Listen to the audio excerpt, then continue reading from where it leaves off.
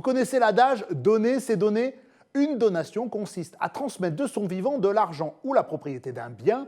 Il s'agit d'un acte important puisque, comme le dit l'adage, après avoir effectué une donation, il n'est plus possible de revenir en arrière.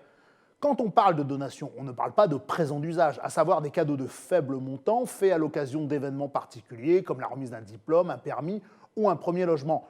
Dans ce cadre, la transmission de biens ou d'argent de la main à la main peut se faire sans démarche ou formalité.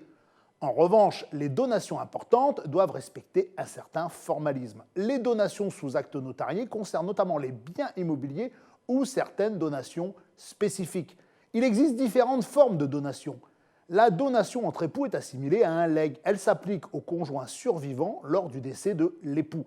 La donation simple et la donation partage permettent d'organiser de son vivant la transmission de son patrimoine à ses héritiers.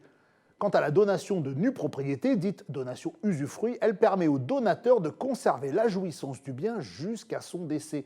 Chaque forme de donation a ses propres caractéristiques, ses modalités de mise en place, sa fiscalité, et il est bien important de choisir avant de donner. Le choix dépend de votre situation patrimoniale, bien entendu, mais aussi de votre situation familiale et des personnes que vous souhaitez éventuellement favoriser.